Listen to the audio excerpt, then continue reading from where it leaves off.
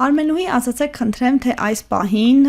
Alzheimer խնամք Հայաստան կազմակերպությունը որ մարզերում է գործունեություն ծավալում եւ հիմնականում ինչ աշխատանքների մասին է խոսքը։ Alzheimer-ի խնամք Հայաստան կազմակերպությունը իր երկու ծրագրերը հիշողության սրճարանը եւ աջակցության սրճարանները իրականացնում է Վանաձորում, Գյումրիում, Էջմիածնում, Արարատում, Աբովյանում եւ երկու սրճարաններ հենց մայրաքաղաք Երևանում։ Մեկը մեր տեղացիների համար, մյուսը մեր Արցախի հայրենակիցների համար։ Տեղացիների եւ Արցախի մեր հայրենակիցների համար, բայց նրանք արդեն ինտեգրվել են, եթե չեմ սխալվում, հենց Գյումրիում մի ընդհանուր խմբում են եւ արդեն լիարժեք ինտեգրված, մերված իրար հետ, այո, Գյումրիում ինտեգրված մեկ խմբում ենք մենք ներկապային հանդիսանում, բայց ինչու եմ առանձնացնում, քանի որ երկու խմբակներ են գործում նույն Երևանում։ Ունենք հիշողության սրճարան, որը գործում է լոֆտում եւ ունենք առանձին աջակցության սրճարան հենց զուտ արցախցիների համար։ Լուսնե Արարատի խումբը մեզ համար կարևոր էր, որովհետև առաջին անգամ էր այդ քաղաքում, որտեղ նաև շատ հանգրվանել էին Արցախից եկած մեր հայրենակիցները։ Ինչպես սկսեցիք խումբը, արդյոք դժվարությունների հանդիպեցիք, հեշտ եկան։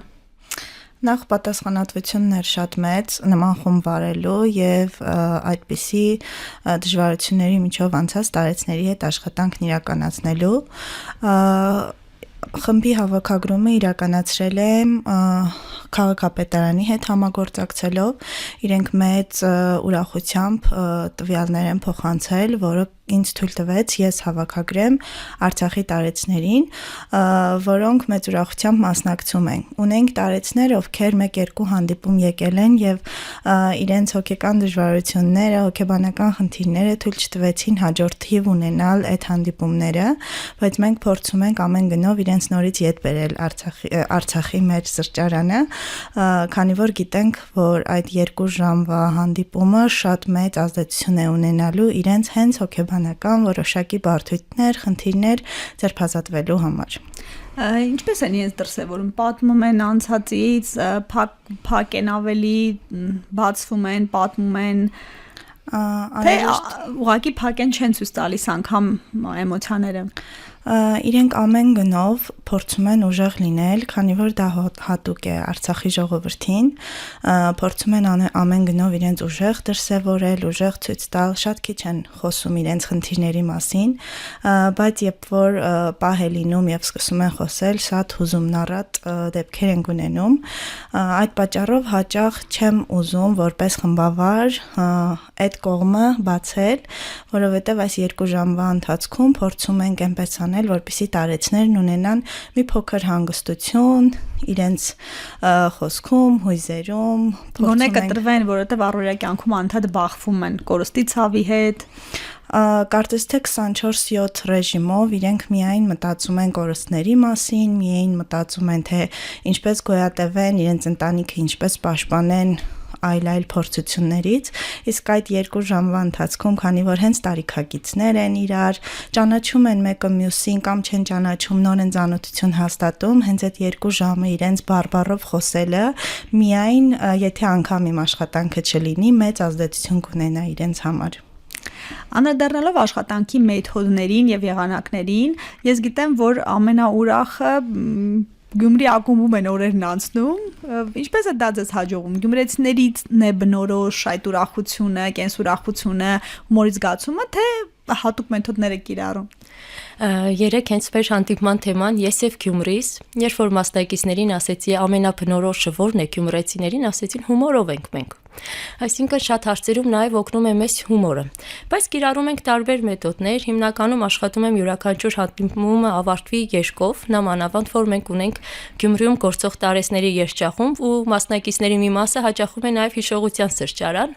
ու մենք այդպես ամեն հանդիպում ամփոփում ենք գեղեցիկ երգով, հիմա էլ երգում ենք Գյումրու մասին Շիրազի նվիրված բանաստեղծության հիման վրա երգը։ Պատրաստվում ենք, որպեսզի մեր տոնական 8-ամյակին զարմացնենք եւ հիացնենք մեր հյուրերին։ Իսկ ինչ մեթոդներով եք աշխատում, ընդհանրապես ոչ միայն Արցախից եկած մեր հայրենակիցների, այլև 60-ից հետո 70 եւ ավելի տարիքի մարդկանց։ Եթե անդրադառնանք կազմակերպությանը, հենց անունը ինքը հուշում է, Alzheimer խնամք Հայաստան, Ինքը ենթադրում է, որ տարեցների հետ աշխատանքի, ովքեր ունեն խնդիրներ հիշողության հետ կապված, որոշ մարդկանց մոտ նաև զարգացող դեմենցիա եւ ծրագրի ամբողջ նպատակն է կանխարգելել դեմենցիան։ Ինչը իրենից ենթադրում է, այս տարիքի մարդիկ, ովքեր ունեն 60 եւ բարձր տարիքի անձիկ, ունեն հիմնականում հիշողության հետ կապված խնդիրներ։ Եվ ամբողջ ծրագիրը իհարկե շատ բազմազան է լինում, բայց կարմիր թելով միշտ անցնում են այն խաղերը, որոնց նպատակն է մտքի զարգացումը, այնպիսի խաղեր, որոնք ուղղված են հիշողության զարգացմանը։ Նաև յուրաքանչյուր հանդիպում ունենում ենք մի բաց կամ անավարտ նախադասություն, որը իրեն ստանում է դեպի իրենց մանկություն, երիտասարդություն, եւ վերնագիրն էլ է դա, հիշողության սրճարան։ Ունենում ենք մի բա, որտեղ հիշում ենք մեր լավագույն տարիները։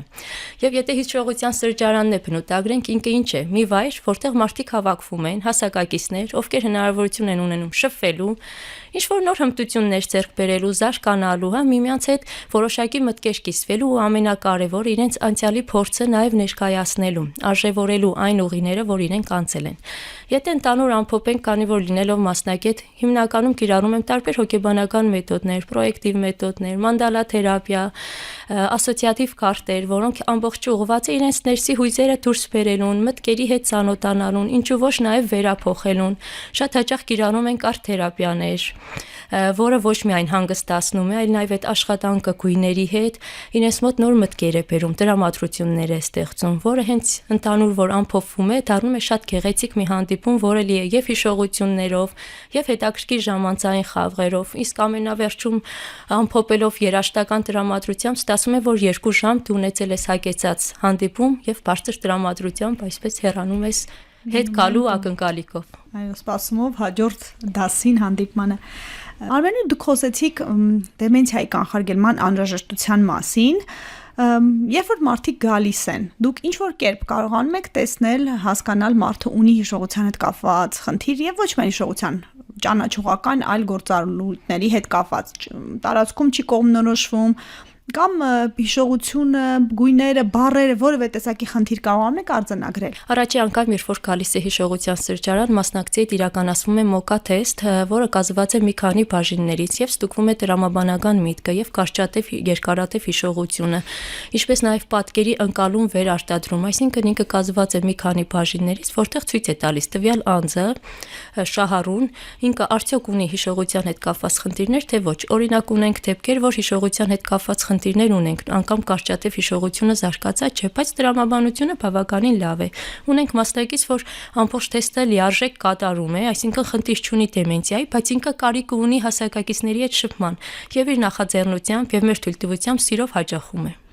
Միջին տարիքը կարող եք ասել մասնակիցների կամ թեկուզ ամենամեծ տարիքով մասնակիցը եւ փոքրը։ Ներկա պահին Գյումրիում գործող հիշողության սրճարանի ամենամեծ մասնակիցը 86-ամյա է, իսկ ամենաերիտասարդը 65։ Իսկ գալիս են ուղեկցողների հետ, թե միայնակ իրենք կողմնորոշում են, տեղը գիտեն, հեշտությամբ հասնում են։ Բոլորը միայնակ են գալիս կամ արդեն խմբավորված, բայց կարիք չունեն խնամակալի, որպեսզի իրենց ուղեկցեն։ Իրենք ինքնուրույն գալիս են։ Եվ սիրում են, եւ սպասում են։ Եվ սպասում են, եւ մեր հաճախման վայրի դիմաց են սպասում, հավաքվում են ընկերներով նոր միասին ներս են մտնում։ Հրաշալի։